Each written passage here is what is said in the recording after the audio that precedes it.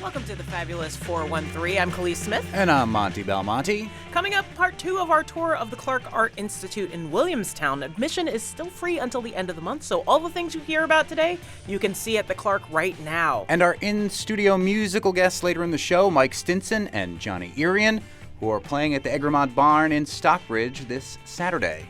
But first, drinking. I'm really glad that we get to taste with you because you would always comment in my previous radio incarnation every Friday, like now, I was drinking, but always with State Street.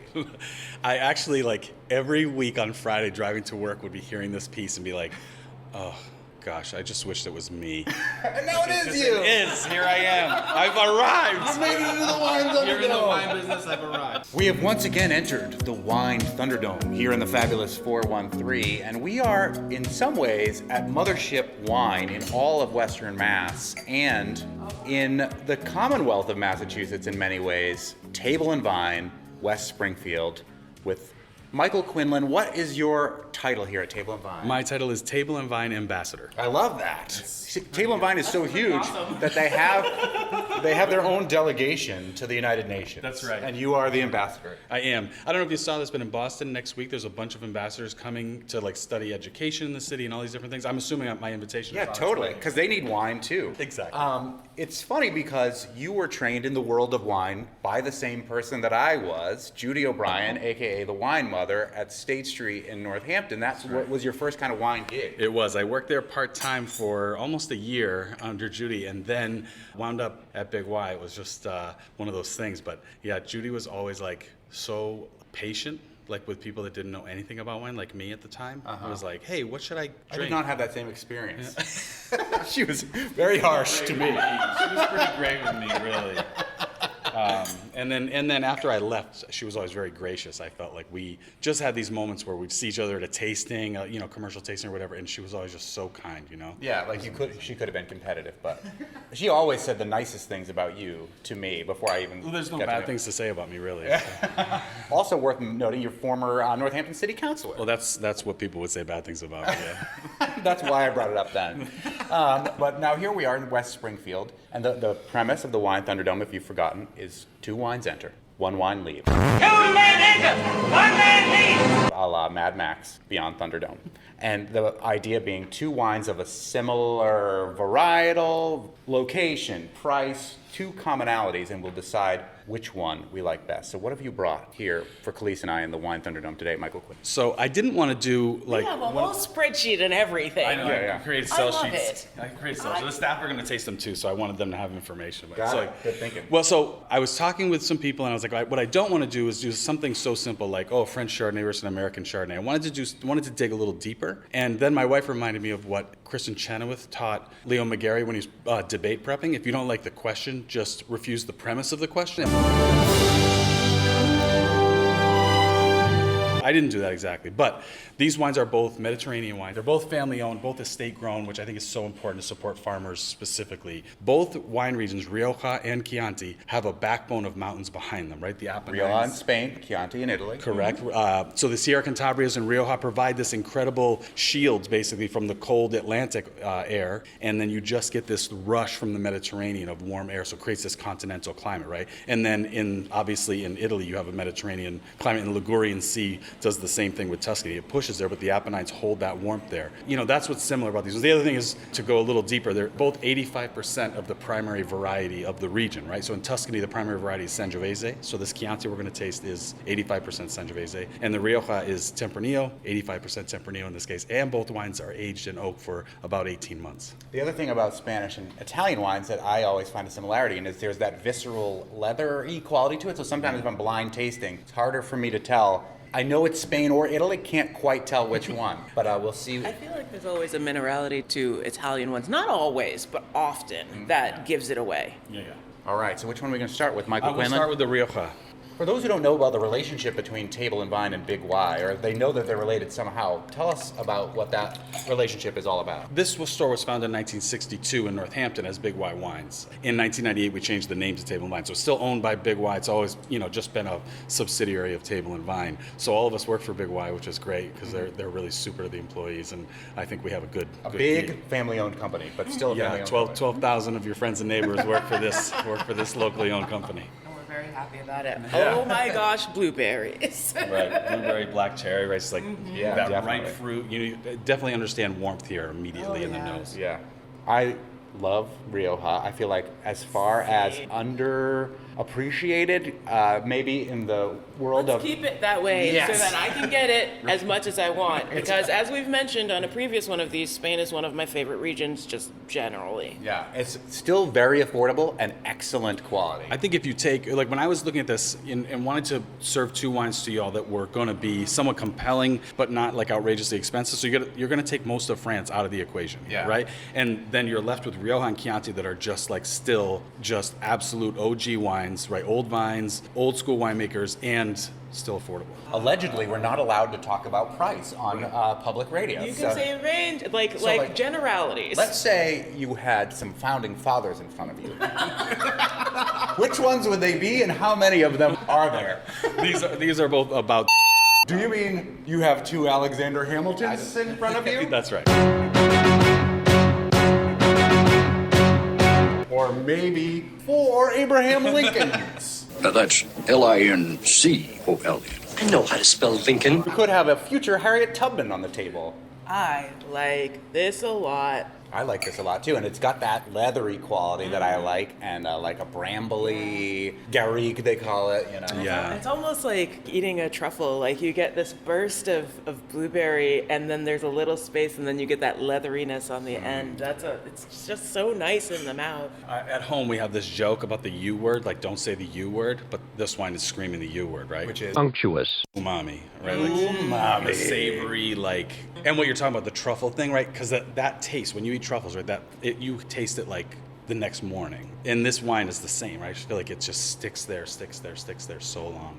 Oh, yeah, this is delicious. What is it? that could you drink? Oh, I could drink all of it. I could drink But all I'm of it. trying to get better about day drinking in the new digs here. Doing the It's so public much media. easier, right, when you were out of work at lunchtime. Exactly. So the name of this one more time? And This is Conde de Valdemar Rioja Reserva, sold by your friend Chris Gazzara, actually. Oh, I love that guy. Hey, Chris. Yes. He's a wine rep for Charles River Wines. Yes. I think we had this one at the Wine and Food Weekend. Oh, cool. He's also big into the drag party movement. Yeah. And that I also thoroughly enjoy. Shameless plug. Drag Hamlet. Put on by my children this weekend. Shameless plug. Feel no shame ever. Never.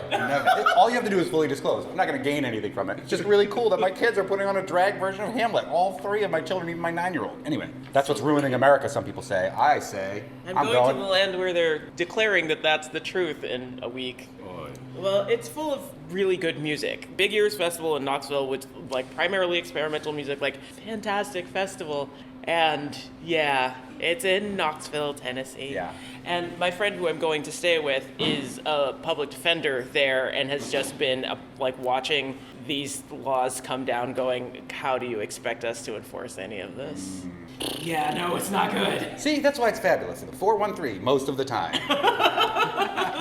If you're wondering why Khalees isn't on the show for large parts of next week, she was not part of that sad news that came through earlier this week. She'll be back. She'll be back. Okay, Michael Quinlan from Table and Vine. This used to be the room we're in right now, this giant connoisseur room where all the up top shelf wines were. Now those are out behind glass. Yeah, this was all temp control in here, and then they built this case out front to put the wines on a little bit better display, and then we used it for storage for about a year and a half during the pandemic, during like the throes of the pandemic. like you do. And then they converted it into this gorgeous tasting room, and we're having 2 or 3 events a week here. We're really having a lot of support from the vendors, and it's so much fun. We'd actually had Andrea McBride from the McBride sisters zoomed in last night. Oh, wow. for a tasting that's why here. You have all of that. Yeah. I'm a fan of the sparkling one. It's so fun. It's Yeah. real fun. Black Girl Magic Spark. Yeah, Black Girl Magic Sparkling. Andrea's like has the New Zealand accent. She's the sister that was born in New Zealand, so like her presentation just like any accent at all, like everybody's sunk. It's like, okay, give me 10 bottles. That's fun. How do people find out when there are tastings and what'll be tasted? Tableandvine.com. There's an events and tastings tab there, and you can see our upcoming events. Wine Thunderdome, wine number 2.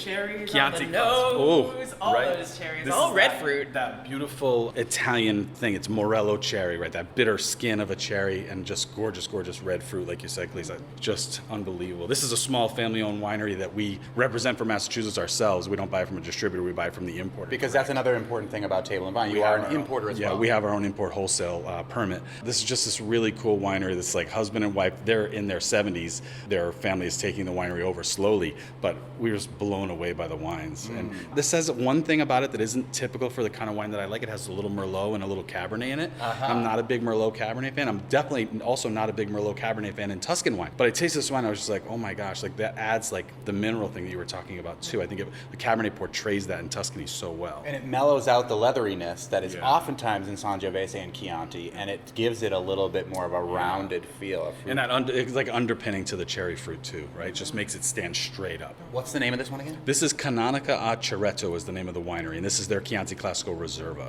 And again, about a Harriet Tubman. Future Harriet Tubman. Wink, wink. I used to be on a program on WGBY and with Betty Rossbottom, and like every week you're like, oh, and this is a great $25 wine, and they're like, you can't. You just, come on, you have to stop doing that. This is like the 10th week in a row. Come on, man. Like, I know. But it's hard to find. You want people to be informed. I mean, like, we have Marketplace on NPR. They have to talk about prices of stocks and stuff on there, don't they? Yeah, but they also kind of dance around it there too. Like they talk about points, but they're not talking about dollars. Yeah. Maybe we should come up with They our talk about own trends. code. I think that's what we should do. And I don't think it should be based on Pounding Fathers. We're going to come up with another code. every store that does a Thunderdome with you, like we have a summit to figure out like what what's the code is. words Like, are. I love this. Uh-oh, and look who's there in the corner. keep walking. Get over here, Ruby Rob. Why, it's our friend, the wine rep from Ruby Wines, Ruby Rob. Hi. Robert, how are you? If I know it was going to be this kind of a party. So have a glass, Ruby Rob. What are you guys drinking? We're drinking a Rioja, and we're drinking a Sangiovese. Very nice. Chianti. Is it terrible if I ask to go back to the Rioja? Of course not. Of course not. Thank you. In for a dime, in for a dollar. Oh, damn it, I'm not allowed to say that either. No, that's an expression. Oh, okay. Dirty diaper. With the Rioja? Yeah. Yep, you're not wrong about that. We call it funk. But it is what we mean, and it is there, and it doesn't mean it's bad. It's kind of awesome. You don't like it? Bootsy Collins playing in No, the I background. love it. I love it. Call it whatever you will. Ruby Rob nailed what it Gonna is. play it on the one. That actually is. From what I've heard, I don't taste a lot of Riojas often, but I love how Michael Quinlan is really giving it to Ruby Rob. Like, wow, all right. I'm used to it. It just rolls right off. So it's like all day, just like cracking jokes at the salespeople's expense. I didn't realize that when we said that it was the Wine Thunderdome, it was also going to be a fight between reps, and one of you was going to lose. Two wine snobs enter. Tina Turner, masterpiece. Oh my God, I love that movie. What's your song? What's the song in there? We don't need Well, you're about to hear it, Ruby Rob, through the miracle of digital editing. Here we go. You want to hear the Khalees version of it, or do you want to hear the Tina Turner version of it? Totally. You want to hear Tina Turner? How my about version. both? How about both? Oh, Dump Lord. them over each other. Oh yeah. We don't need another Pinot Grigio Chardonnay. Oh, all we want is what we Hot take on the Rioja, Ruby Rob? Well, interestingly, I think there's a little bit less of that Brettanomyces funk thing that's happening in Rioja. I think that's more of a modern thing. Brettanomyces is what they call noble rot. No. Oh, it's wild yeast. Noble rot is botrytis. Oh, but try this, right? So what's Brettanomyces? It's wild yeast. It's like a Yeah, yeast. it's just a Yeah. natural thing that occurs ambiently in the winery in Rioja, and that gives you that leather, the dirty diaper, all that. It happens a lot Parmesan, cedar with box. cider. Totally. You're starting to get it in beer too. Yeah. Like wild yeast movement is a whole thing. Yeah, I hear a lot of Sometimes beer it's snobs say considered a Brit. flaw, but in something like Rioja, it's you want it to happen. You Yeah. want it to be there. So, Do you like that though? yes. I do too. I guess we should go back to the Chianti since we're here. We don't want to leave Ruby Rob out and have him drink alone. And this is the opposite, right? This is like totally clean. Yeah, which is Irony, kind of like that in the nose. You get that sort of steely minerality. Yeah. Irony. Yeah, that's good. I like that blood. It really Isn't the word Sangiovese sort of like the blood or sounds good. I think it's also ironic that Rob's in here tasting wines that he doesn't sell. Good for you, There's Ruby like a Rob. double irony here. Ruby is a wine distributor. I don't always see the world through ruby-colored glasses. Tap your heels together 3 times. It's time to make our thoughts about which wine stays and which wine leaves in this wine Thunderdome. Wine makes it out. Alive. The exotic nature, the sort of wild nature of the Rioja just completely steals the show for me. Michael Quinlan votes Rioja. That's me. Khalees Smith. I mean, we knew. You wanted Rioja going into it? You're taking Rioja. This Rioja is lovely. Blooms in such a cool way. You get fruit up front, a little leather on the back, and got just enough funk to bring it all together. I think this is really, really lovely. Thanks, Chris. The Chianti is nice, and like I don't generally like Italian reds, in part because of how minerally they are. The way this one is structured is really interesting. But like every time I go back to it from the Rioja, especially, it's like I'm sucking on a penny. Interesting. Ruby Rob. You know, just for my personal taste, I like the Chianti. I'm going with that one. I just like the wine more. I don't think the Rioja's bad at all. I will be the deciding vote here, I suppose, because it's 2-1. We can keep it a hung jury here, or we can push it over the top. While I love Chianti, and I think that the addition of Merlot and Cabernet Sauvignon is nice, and that this is a great wine, there's absolutely nothing wrong with it. The Rioja is super fun, delicious, excellent, and would be the one I'm taking home with me. So the winner in this wine Thunderdome is once again Conde de Valdemar Rioja Reserva. And the runner-up, which I would also be happy to drink and will continue to drink while we're here, Canonica a Chiretto Chianti Classico Reserva. Michael Quinlan, Table and Vine. I'm so glad to be drinking with you on the radio. So good. It's so good to be with you always. And Ruby Rob, we've been drinking on the radio together for a long time. Always a pleasure. Always a pleasure. Table and Vine is probably an underwriter of They any are PM. definitely an underwriter. All right, but again, that's not why we're talking with them. We just like to taste with people who know what they're talking about. Know someone knowledgeable we should bring into the Thunderdome? Email the fab413@nepm.org or text 1-800-639-9120. Coming up, our in-studio musical guests, Mike Stinson and Johnny Irian, who are playing at the Egremont Barn in Stockbridge this Saturday. But first, part 2 of our tour of the Clark Art Institute in Williamstown. They're also an underwriter of any PM. But again, not why we went. We just like looking at art. You're listening to the Fabulous 413. Clark Art Institute in Williamstown. Khalees, you wanted to make a special Fabulous 413 field trip out here because... Well, they have some really cool exhibits happening, and they are waiving admission until the end of March. And that's coming up. Hi, I'm Vicki Saltzman. I'm the Director of Communications here. And what are we looking at here? We are looking at a painting by Guillaume Lettier, who was a fascinating character in his time. He was born in the 1700s on the island of Guadeloupe to a French planter and his mother who had been formerly enslaved. So he was of mixed race, and when he was a young man, his father took him to France to get him an education in art because he had shown some talent. So by the time he's 15, he's in France and quickly outgrows many of his teachers because his talent is so significant. And he eventually becomes highly favored by Napoleon's brother. So he has a very important position in the court there. And he paints this painting, which is called Brutus Condemning His Sons to Death, in 1788. So this is a painting that is widely recognized as having inspired the writers who pushed for the French Revolution. Brutus is a statesman. His 2 sons have been found to have been guilty of behavior that would endanger the state. And so he has had to make the choice between family and country, and he has chosen his country. So you can see the one son has already been beheaded. The other son looks like he's fainted as he is about to be beheaded. And so the notion of a man choosing put his country first is one of the inspirational moments of the French Revolution. Marius, you're no longer a child. I do not doubt you mean it well, but now there is a higher call. And next year, we will be doing a big exhibition on Lettier. Our director, Olivier Millet, and our deputy director, Esther Bell, were just in Guadeloupe doing research for this exhibition, and they're bringing paintings from all around the world to showcase Lettier.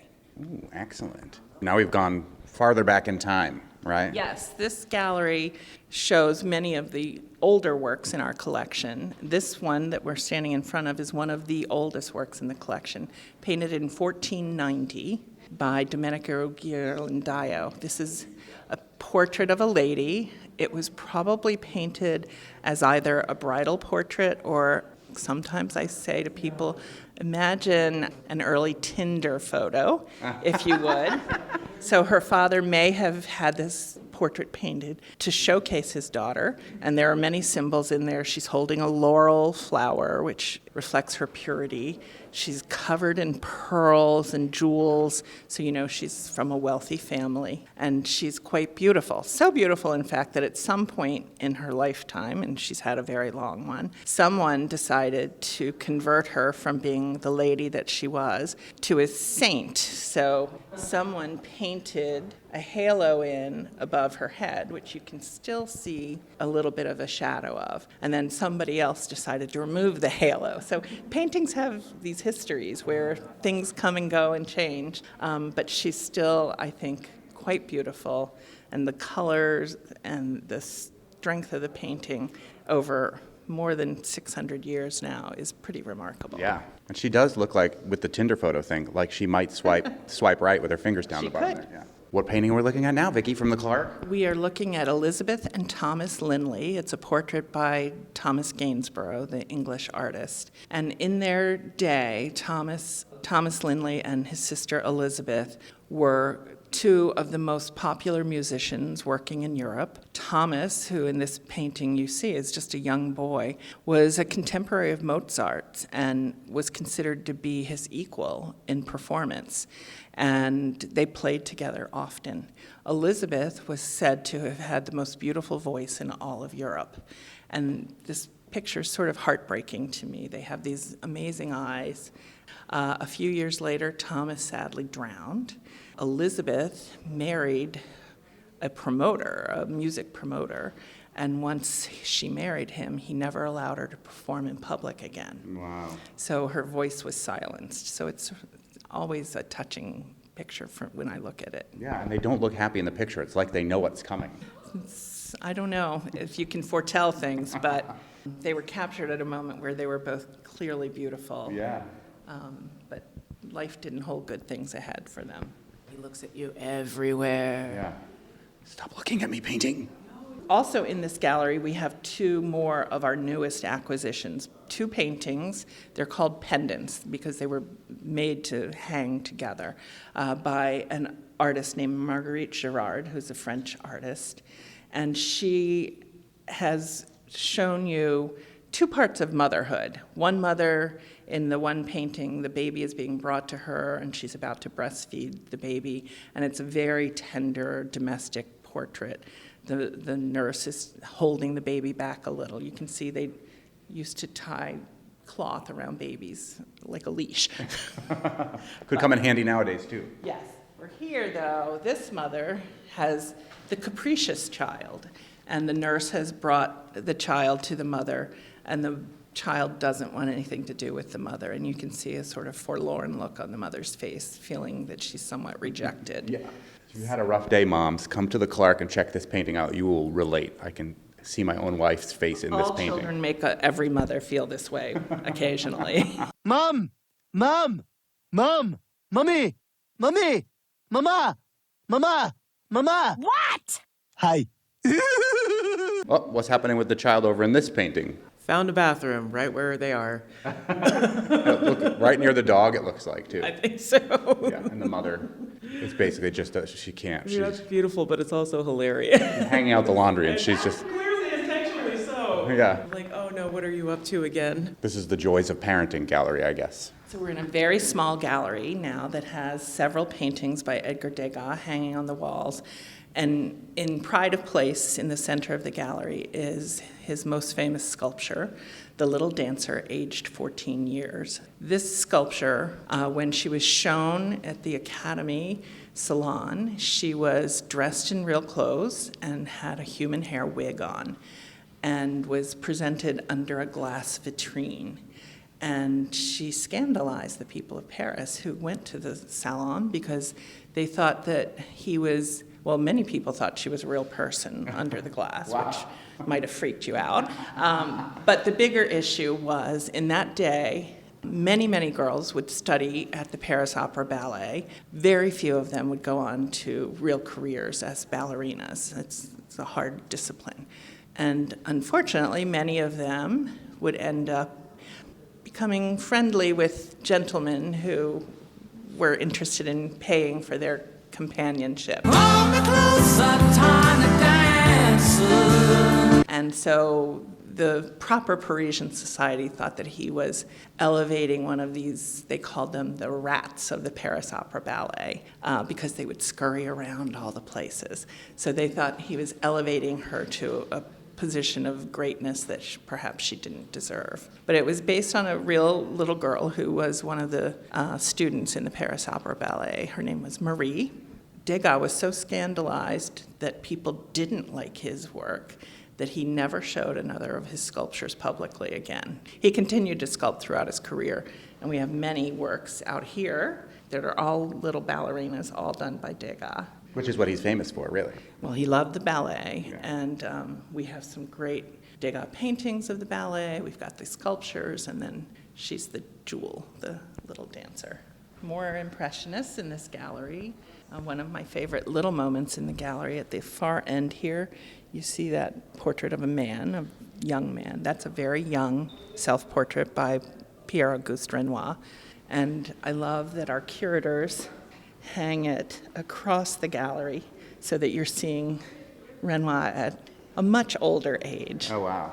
And you can see he's lost a little of the swash from his early youth, and he's much more tired. And you know, at the end of his life, Renoir was very crippled with arthritis, and they used to have to bind his hands. They would put the paintbrush in his hand and bind it with cloth so that he could hold the paintbrush and keep painting. Oh, sounds painful just to think about it. Yeah. As part of the Manton's 50th anniversary, you're doing a film series. So the Manton building, which is the building adjacent to our museum pavilion, is 50 years old this year. It was designed by the great architect Pietro Bellusci, who worked for a period of time in collaboration with the Architects Collaborative in Cambridge, Mass. And it's a real 70s style building, and so we're celebrating the 70s with a film series tied to the 50th anniversary. And we've got some great films coming up. Love and Anarchy, which Giancarlo Giannini won his Cannes Film Award for, and that was directed by Lena Wertmuller. So you've got two big names there. We've got Don't Look Now, starring Donald Sutherland and Julie Christie at her finest, if you ask me. It's one of my faves. And then Badlands with a very young Martin Sheen and an even younger Sissy Spacek in a really amazing work. The director on Badlands is Terrence Malick in his first major film. So it's quite the spectacular movie.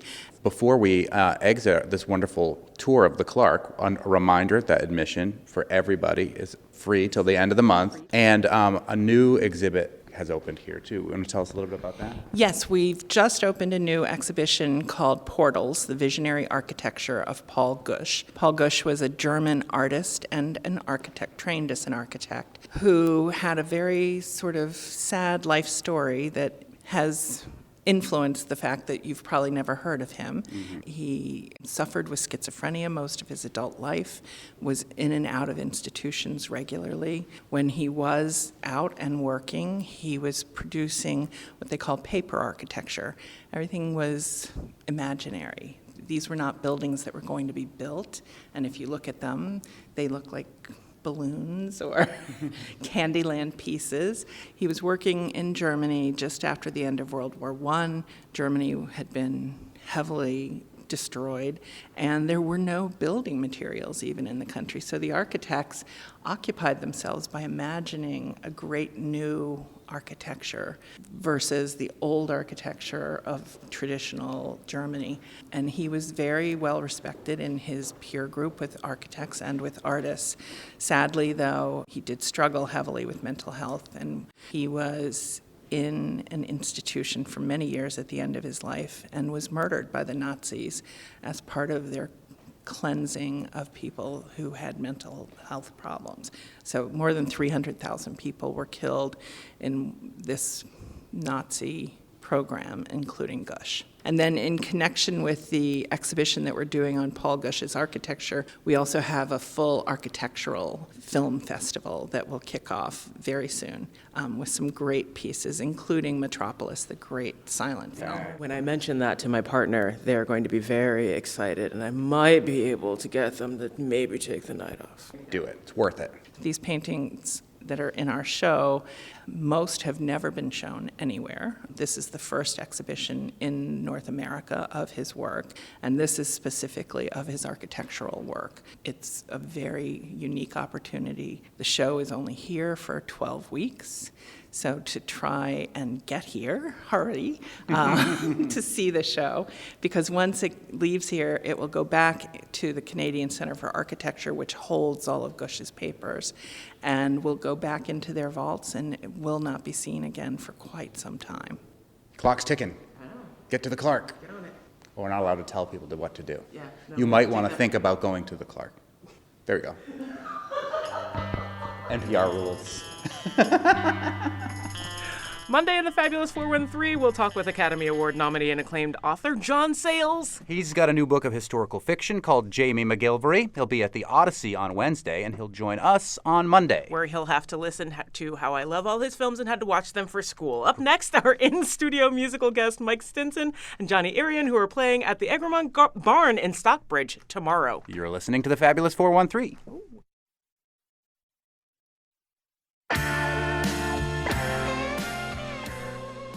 Welcome back to the Fabulous 413. I'm Monty Belmonte. I'm Khalees Smith. Our musical guest this Friday, and if you haven't noticed, we've liked to have musical guests on every Friday. Just getting you warmed up for the weekend. Yeah, have a brand new album out today that's a quarter century in the making. Mike Stinson and Johnny Irion's release Working My Way Down comes out today, but picks up on a project that began in the San Fernando Valley in the mid-1990s and was scrapped after the passing of their bandmate Andy Jones. But Mike and Johnny stayed in touch, borrowed Jackson Browne's tape machine, Like and you do. have released this really fun new album. They'll be performing at the Egremont Barn in Stockbridge tomorrow. Advance tickets are sold out, but you can still walk up and get tickets.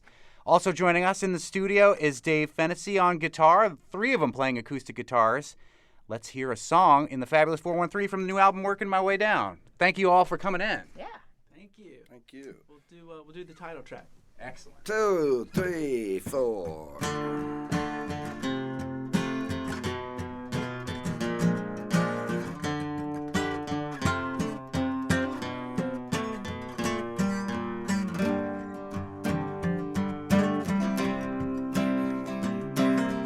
How many times must I say the lines and pretend that it don't mean a thing? You got the reason, I got the rhyme. Ain't nothing else I can bring. And now my chances are all used up. Can't get a drink from an empty cup. When I started, I was way uptown, but I'm working my way down, working my way down. I painted your image on the bar stool next to mine, where I spend most every day. You drink the water, and I'll drink the wine, till this honky-tonk becomes a cabaret. And though my prospects were growing cold, I stake my claim out on Fool old. Mama said my time would come around, but I'm working my way down, working my way down, working my way.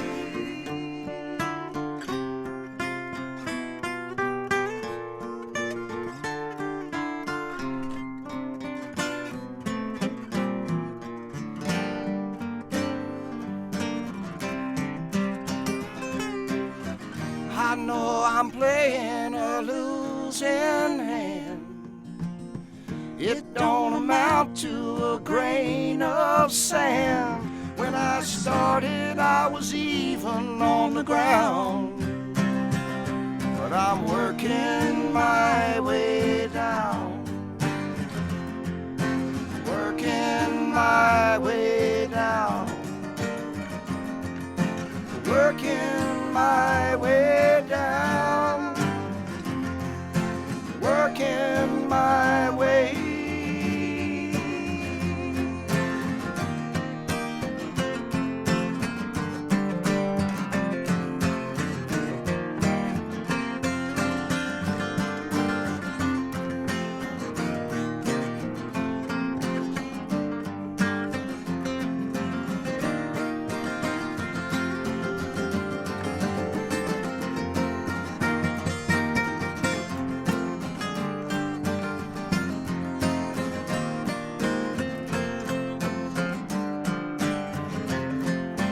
Working my way down,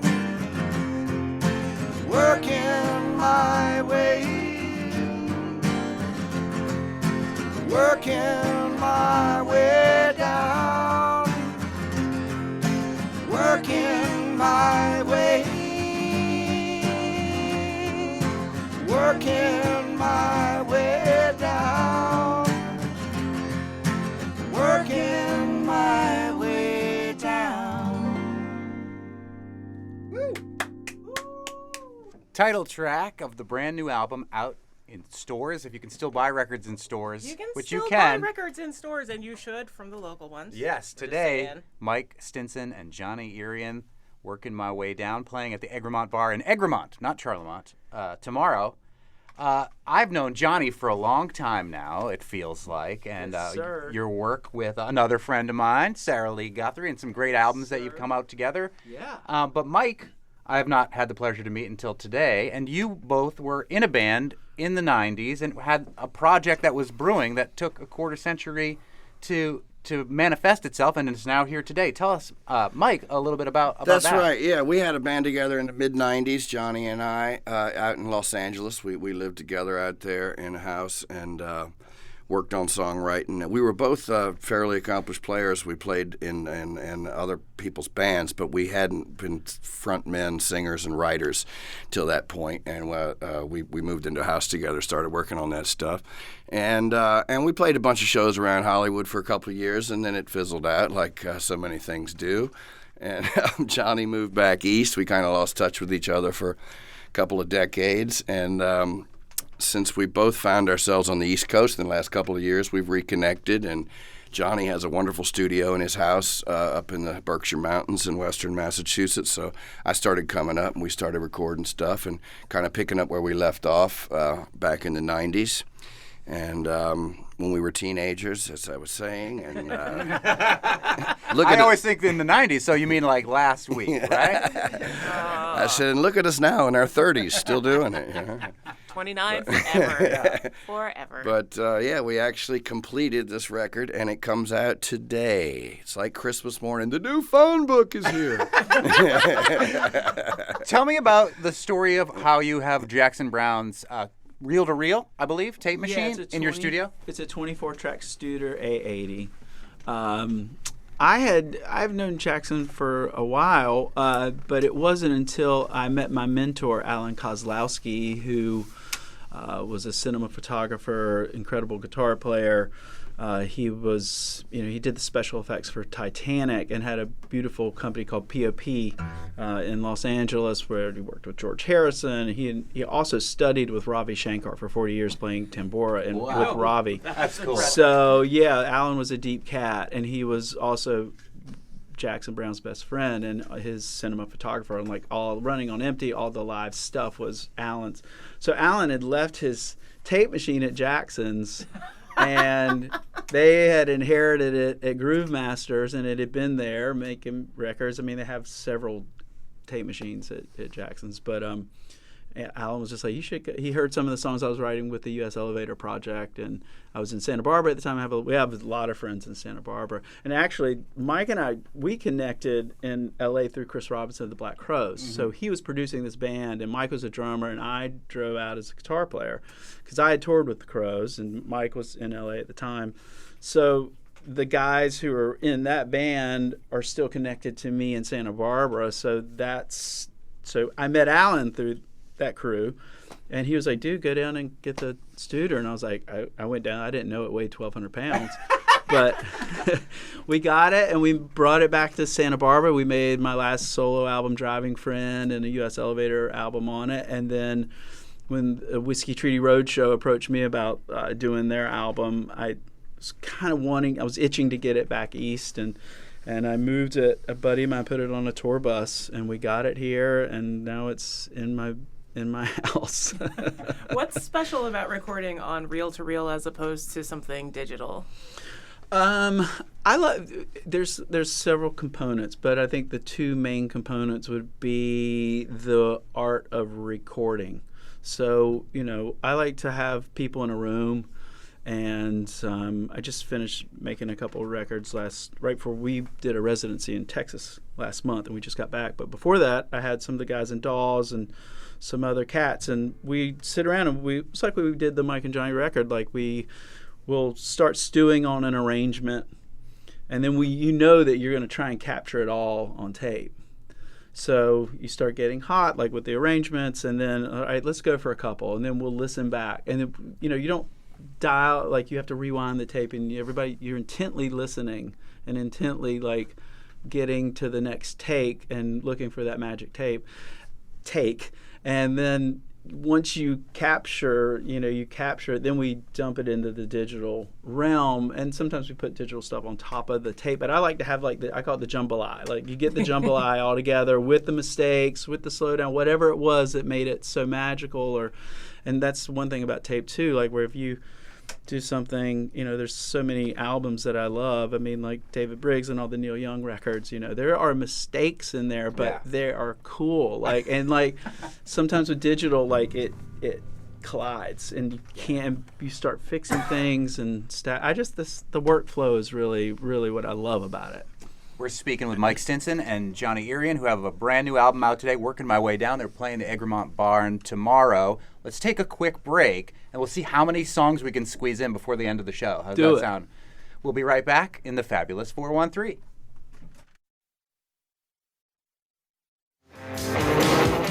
Welcome back to the Fabulous 413. I'm Clea Smith. And I'm Monty Belmonte. We are in studio with Mike Stinson and Johnny Irian, who have a fabulous new album just came out today. They're playing at the Egremont Barn on Saturday, and they have another song for us.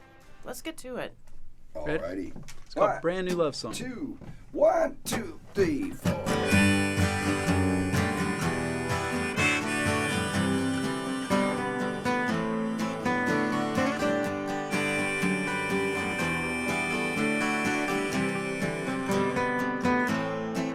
Why is every tear I cry over you?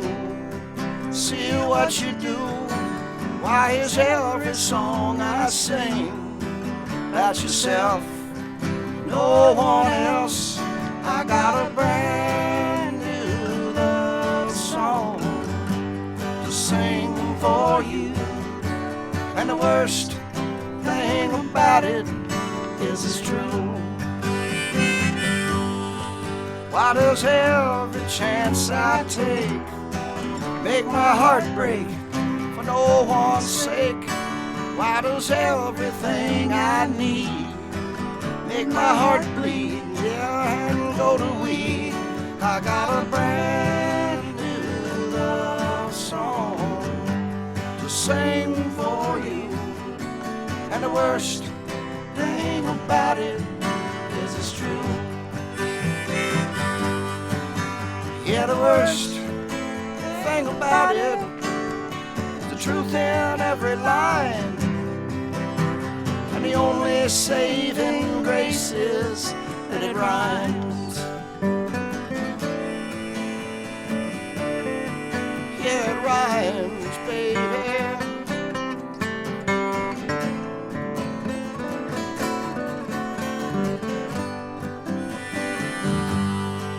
Why do all the fools I've been keep lingering to fool again? Why is everything I see reminding me what used to be? I got a brand new love song to sing for you. I got a brand new love song to sing for you. I got a brand new love song to sing for you. And the worst thing about it, yeah, the worst thing about it, oh, the worst thing about it is it's true.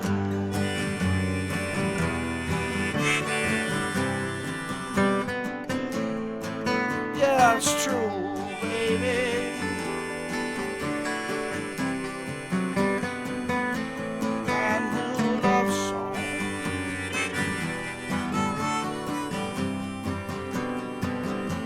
to sing for you.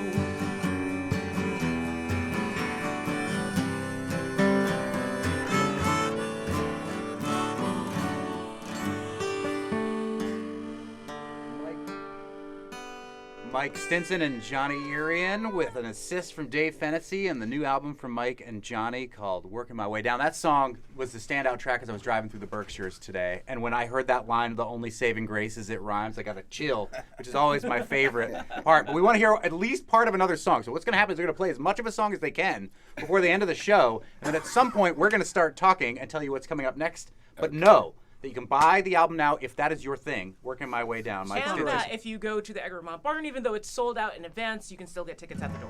So let's hear one more as we wind down the week with Mike Stinson and Johnny Irian. Mama, you're sweet as a ponderosa pine.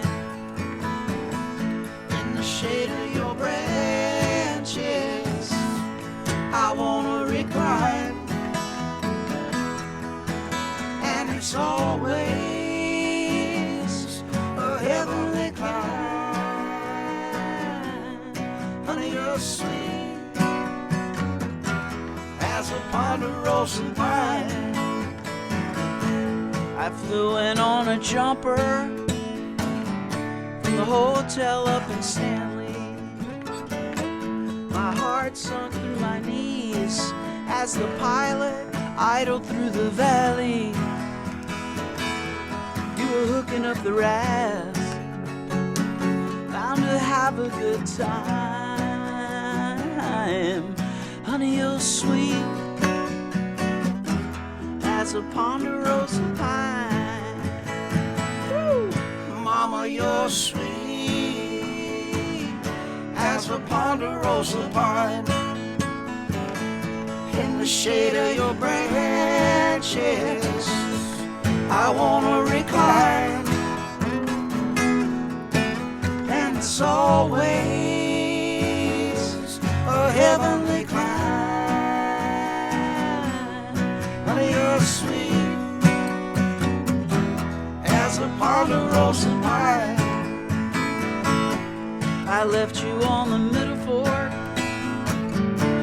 You didn't wanna go. Roots are on the riverbanks, way back in Idaho. Gonna come and find you. I can't get you off my mind. Honey, you're sweet as a ponderosa pine. In the Fabulous 413, we'll talk with Academy Award nominee and acclaimed author John Sayles. He's got a new book of historical fiction called Jamie McGilvray. He'll be at the Odyssey on Wednesday, and he'll join us on Monday. And a couple of food security fiestas next week. We'll talk with comedian Jimmy Tingle, who's hosting an April Fool's Day comedy benefit for the Franklin County Community Meals Program. And we'll talk with the Amherst Survival Center about their Empty Bowls dinner. Our director is Tony, always showing his gratitude done. Our engineer is Betsy, reconfiguring the mics and the rules, Cortis. Our technical team is Bart Solid Sound Rankin, Kara, oh, you guys did decide to show up today, Foster, and Punk Rock Dubé. Musical thanks to Spouse Happy Valley Guitar Orchestra, who are performing at Bombix in Florence tomorrow, Elton John, The Monkees, Tina Turner, and Mike Stinson and Johnny Irian. Who are in studio with us with Dave Fennessy. Yes. Thank you so much. Such a gorgeous Egremont falsetto Barn on you. tomorrow. We'll see you next week in the Fabulous 413. Not tomorrow, on Monday.